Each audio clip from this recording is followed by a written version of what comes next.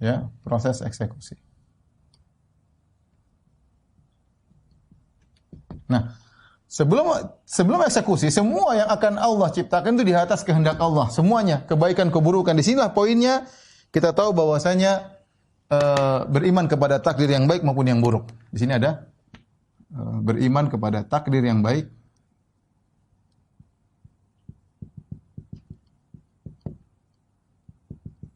maupun yang buruk. Perhatikan di sini. Di sini ada yang buruk. Ya, apakah timbul pertanyaan, apakah Allah menghendaki keburukan?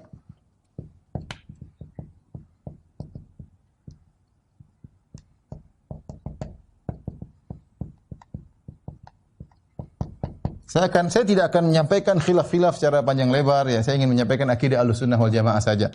Jawabannya iya, jawabannya iya, jawabannya jawab iya. Baik. Bagaimana logikanya? Logikanya sesuatu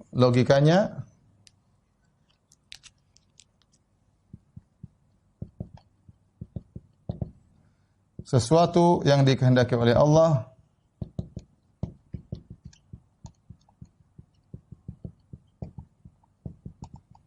bisa dibagi menjadi dua. Yang pertama, muradan li dzatihi.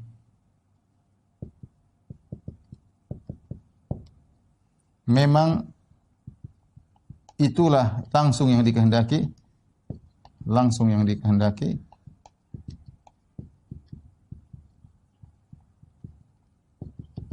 namanya muradun li ghairihi, yaitu dikehendaki karena ada sesuatu di balik itu, ada sesuatu yang di balik itu yang sesungguhnya Allah kehendaki. Ini saya akan jelaskan. Contoh yang benar-benar dikehendaki oleh Allah, misalnya kebaikan, ini segala kebaikan. Segala kebaikan. Contoh segala kebaikan. Misalnya Jibril, ya. Muhammad sallallahu alaihi wasallam, ya. Surga dan lain-lain, ya. Ada yang dikehendaki dia buruk, ya. Jadi dari satu sisi ini maksudnya bagaimana?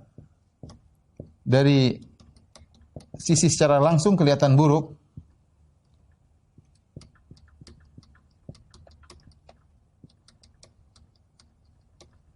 Kelihatannya buruk. Tapi di balik itu adalah kebaikan. Adalah kebaikan. Contohnya banyak. Ya. Yang kalau ini orang bisa pahami, Allah menghendaki kebaikan, menghendaki Jibril, menghendaki Muhammad SAW, surga, menghendaki keindahan. Nah, orang yang terkadang jadi bingung di sini. Kenapa Allah menghendaki keburukan? Jawabannya, Allah menghendaki keburukan itu bukan pada zat Allah ingin keburukan, tapi di balik keburukan itu ada kebaikan. Jadi jika ditinjau secara langsung kelihatannya buruk. Tapi kalau ditinjau dari di balik itu maka akan ada kebaikan. Contoh sederhana. Saya kasih logika sederhana seperti seorang dokter yang ingin mengamputasi kaki seorang pasien. Kaki seorang pasien kalau terlepas, dipotong, dilepaskan dari badannya, ini keburukan secara zatnya, badan pasien tersebut tidak lagi sempurna. Kenapa? Karena kakinya terpotong. Tetapi di balik proses pemotongan atau amputasi kaki pasien tersebut ada kebaikan karena menyelamatkan tubuhnya. Jadi kalau ditinjau dari sisi tubuhnya yang dipotong itu keburukan, tapi ditinjau dari di baliknya, di balik hikmahnya apa, maka itu kebaikan. Itu kebaikan. Contoh, Allah Subhanahu wa taala berfirman dalam surat Ar-Rum, "Dhaharal fasadu fil barri wal bahri bima kasabat aydin nas liyudhiqahum ba'dalladzi 'amilu la'allahum yarji'un." Allah Subhanahu wa taala telah menampakkan, menciptakan kerusakan di daratan dan di lautan, yaitu bencana-bencana alam.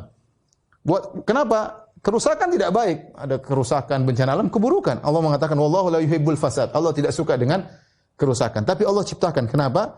Liyudhiqahum ba'dalladzi amilu, agar Allah membuat mereka merasakan sebagian akibat ulah perbuatan mereka.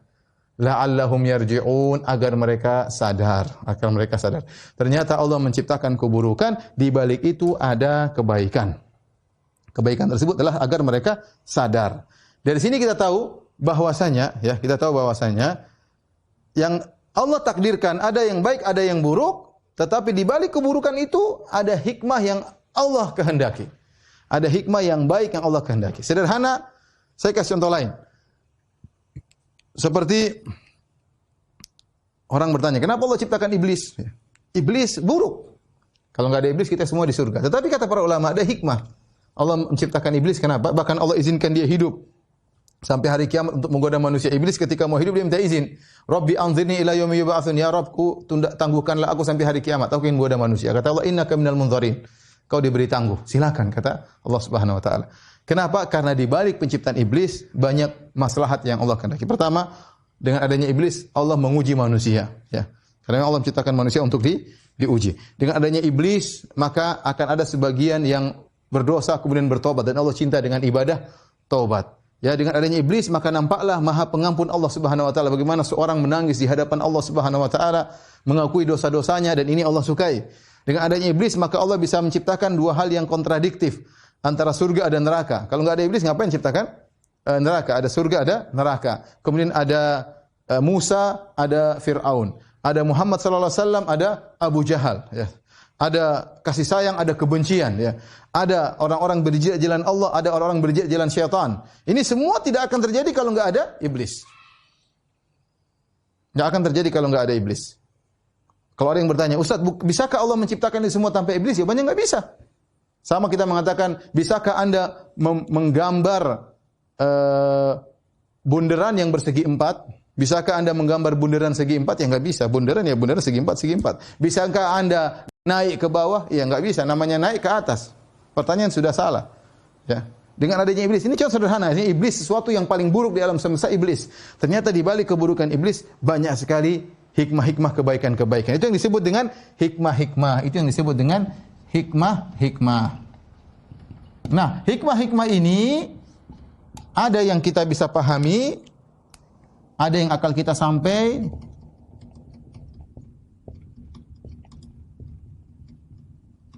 ada yang tidak sampai.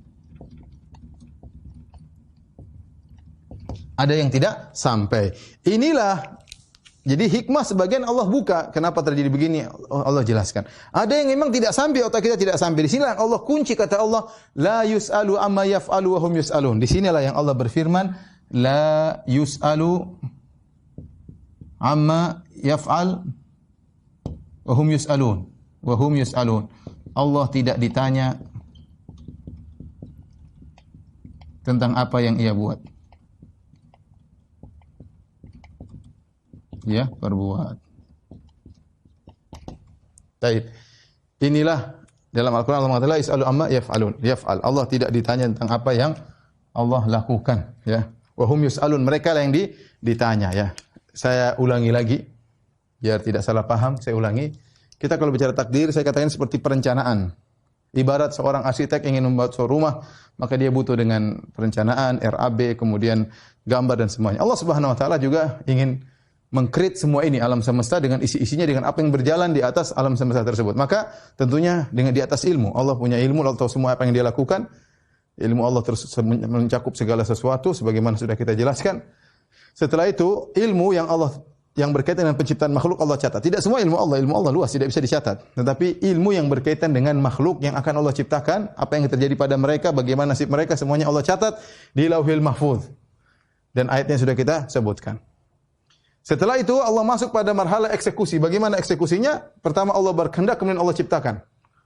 Nah, semua yang akan Allah ciptakan, semua Allah kehendaki. Tidak ada yang keluar dari kehendak Allah Subhanahu wa taala. Namun kita tahu ternyata yang diciptakan ada yang baik, ada yang buruk. Ada yang baik, ada yang buruk. Kalau menghendaki kebaikan, kita semua bisa memahami. Nah, bagaimana kalau ada keburukan yang Allah kehendaki, seperti Allah ciptakan neraka, Allah ciptakan iblis, Allah ciptakan Fir'aun. Kenapa Allah ciptakan? Maka kita bilang sesuatu yang keburukan, ya. Ini kebaikan, ini keburukan. Keburukan yang Allah ciptakan itu murad li ghairihi, dikehendaki karena ada sesuatu di balik itu. yang sesungguhnya Allah kehendaki. Maka keburukan tersebut kalau kita tinjau secara langsung, maka dia buruk. Tapi kalau kita tinjau di balik hikmahnya, maka dia baik. Saya sudah contohkan seperti tadi bagaimana seorang dokter yang mengamputasi ya kaki seorang, secara zahir kaki hilang itu buruk, tapi dampaknya baik. Sama. Kenapa Allah ciptakan iblis? Jadi kita sebutkan hikmah-hikmahnya. Oleh karenanya, kebaikan yang ada di balik keburukan itu namanya hikmah, istilah kita. Nah, hikmah ini ada yang akal kita sampai dan ada yang akal kita tidak sampai. Nah, kebanyakan orang pingin tahu ini, kenapa begini, kenapa begitu, yang akalnya belum tentu sampai.